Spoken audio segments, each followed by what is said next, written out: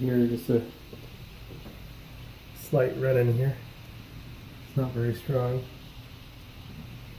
Let's take off this tank lid. Oh yeah, there it is. The fill valve is not shut off all the way, and it's overfilling the deal. So looks like it's just set too high, maybe. So we're going to flush it, and then we're going to adjust the fill valve height. Well, first we'll see where it stops at.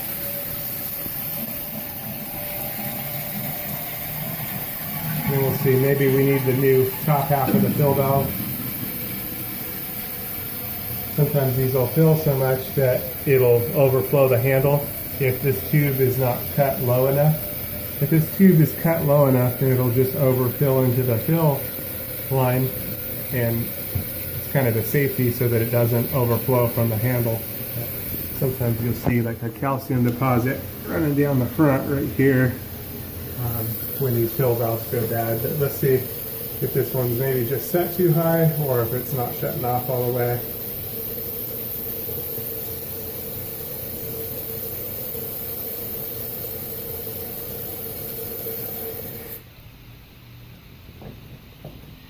And it looks like it's just not shutting off all the way. You can hear it's still running even though the fill valve has indicated to shut off. Maybe we can adjust it a little, but I don't think so. It's just going to be time for a new top half of the fill valve at least. Alright, that's that one. And for now I can turn off the water. And you can probably hear the sound change. Yeah, so I turned off the water. It's got a quarter turn angle stop. These are a very nice angle stop. Showed it in another video. But as soon as I turn it back on, you can hear it. So yeah, definitely time for the fill. Alright, I show that a lot in a lot of other videos. Use the new top half of the fill. Okay, it's got my new fill valve.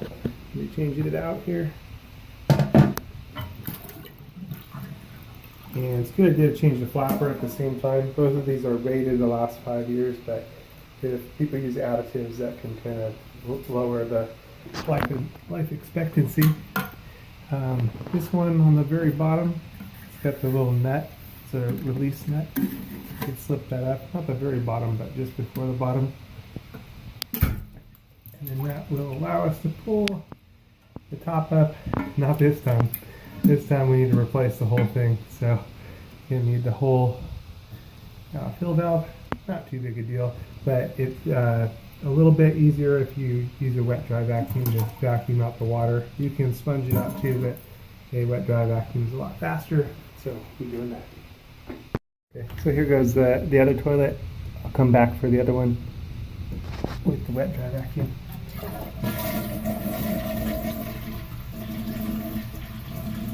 I'm going to change these out.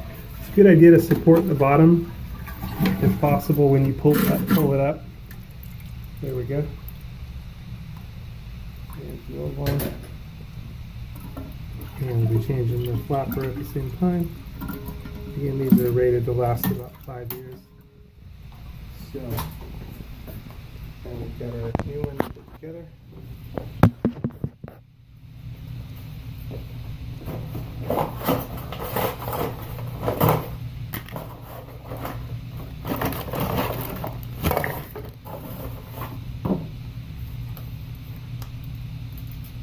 These are usually cut about in half.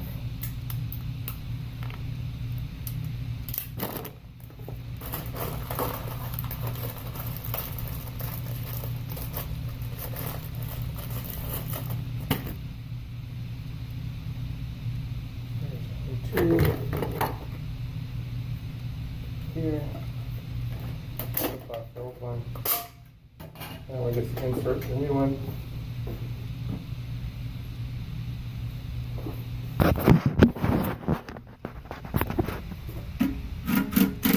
Inserts like so. It's good there. And then you just gotta slip the collar. Sometimes it can big tube one, so down that locks it in place. And then we can set this deal on here. Goes in the fill tube. Alright. And then this is a macro adjustment, so you can adjust it, fine tune it. And now for the popper, you can use the old one to kind of guide for the chain, how long you want it to be. And it's a good idea to clip these off so that looks like about there, so that it doesn't bind up on the deal. Sometimes the chain will bind up and then it'll hang up and be a cause for trouble. So just cut that. And there's a bull ride popper.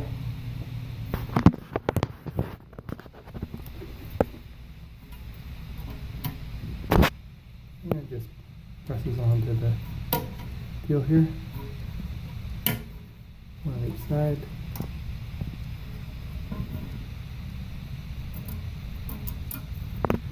And this deal is still alive. It's kind of on its last life here. Put that through the hole.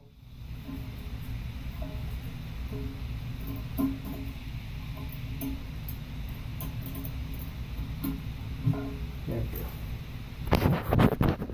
Anchored it through the hole. Everything operates good. Ready to turn the water back on. This one's a quarter 10 angle stop. Verify that turns off. Good. Okay. And now we'll just make sure that our water stops before our fill tube height and before our handle. Handle's reverse threaded, so let's turn it the wrong way there. It's nice and tight.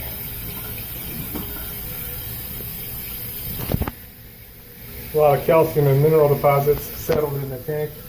It may not be necessarily a bad idea to kind of rinse things out a little bit while I'm here.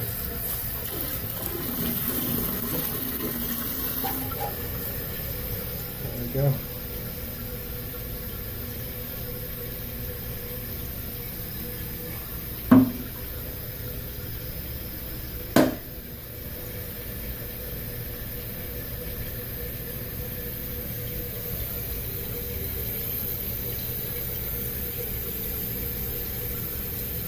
You can kind of see where the old tank height was, or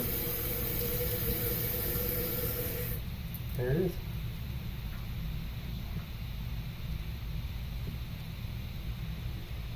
Okay, now make sure we get a good healthy flush.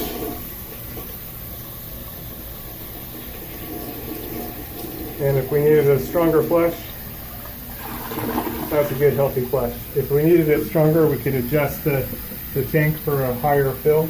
It makes it stronger. It's a gravity-based toilet. And if it was too strong, or if it flushed twice, then we can lower the fill valve height or adjust the micro setting. Now the macro setting is where you set the fill valve on the post, and then the micro setting is where you adjust this little twist.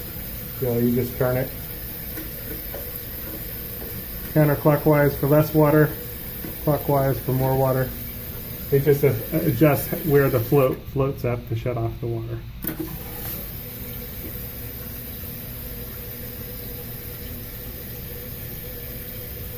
Anyway, that's changing out the top half of the fill valve. Now I've got my wet dry vacuum and I'll show you changing out the whole fill valve.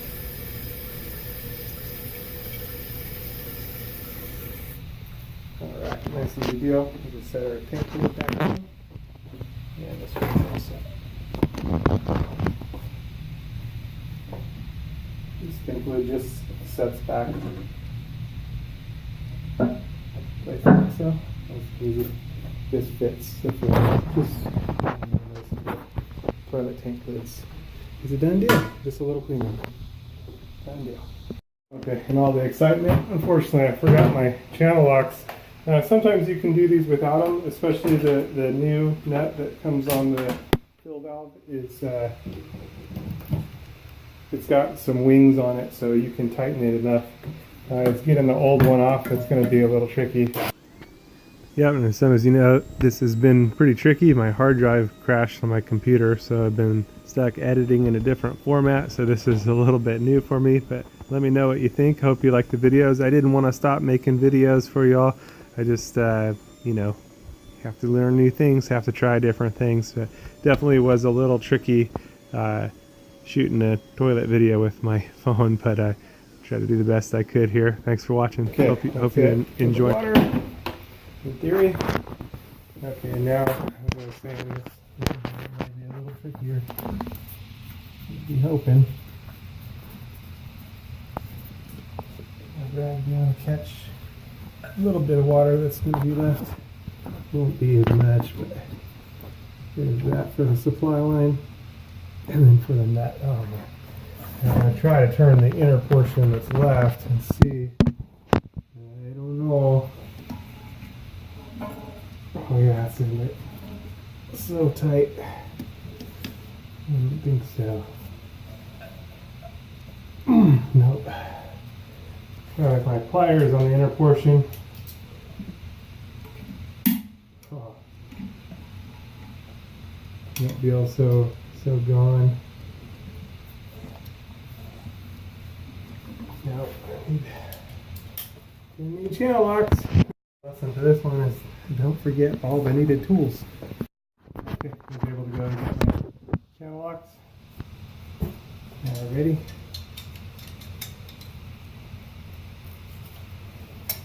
Alright.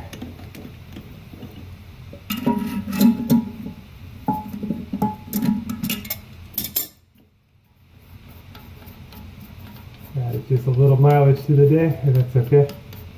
Got an app for my phone that was tells you how many miles you've walked. It seems like I'm walking about an average of 5 miles a day. Kind of interesting.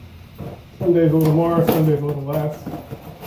Okay, so here's our new deal. And comes with everything we need. It's got the gasket. It's got the gasket and the nut. There's the deal and the tube.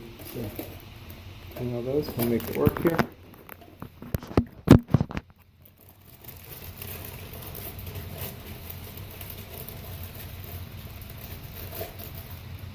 So it's set at about an average height. So we'll see how that works out for us. Go ahead and insert the gasket. It just slips and pushes on. And it's usually the top half of the fill valve that fails before anything.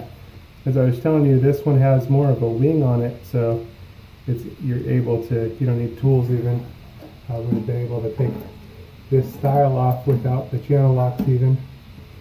So push it down into its spot and hold it from the top and twist in the bottom.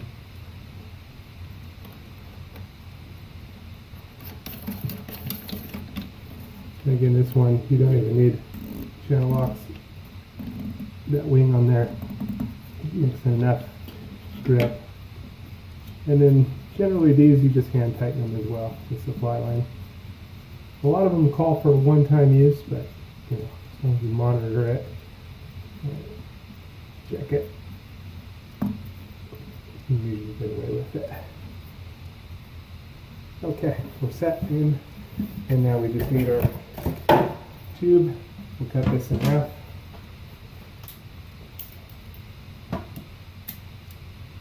I give it just a tiny bit more than half usually. This end goes in here. And then this end goes in here.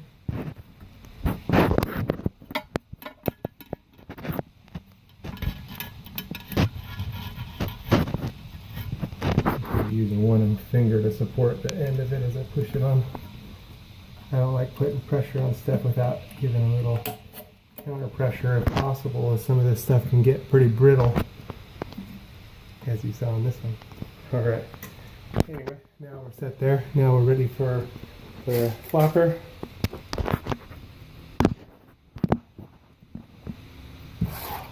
So this one I'll prep before I take off the old flopper.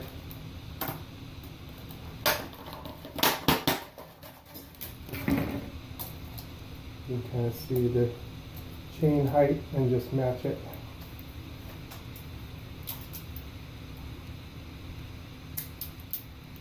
Turn that deal out of the way. Okay. There it is. Okay.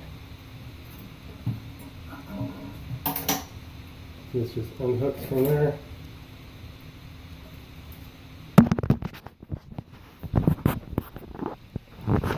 And we just press into place.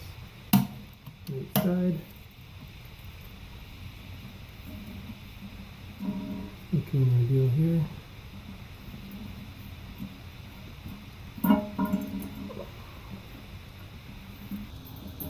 There we go. Okay. It's got enough slack, but not so much that it'll get caught up on anything. All ready for the water. Verify it turns off, and it does. Yeah, we're making sure nothing is hanging up here, nothing's gonna hit as the float comes up to shut off the water. And this one, we vacuumed out the inside to minimize some of those calcium and mineral deposits, but it's still pretty bad in there. Years of calcium and mineral deposits, but is what it is. Feeling underneath, make sure we have no leaks, and we don't. Make sure our fill valve as well, and the angle stop, everything's good. The field test.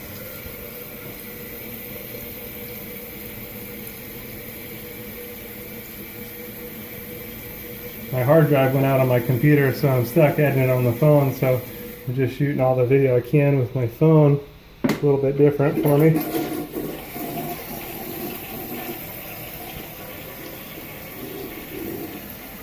Yep, looks like we got a nice healthy flush, no double flush, so we could adjust it with a thumb screw. We could adjust the fill valve height if we needed to get a stronger flush. It's a gravity-based flush, so it's the amount of water that goes down that gives it the power to flush. So it seemed like a good healthy flush. I just got to clean things up and shut the lid back on. We're good to go. So changing those things out on turns when you have turns can help minimize how many callbacks you get and stuff. It's kind of a good idea.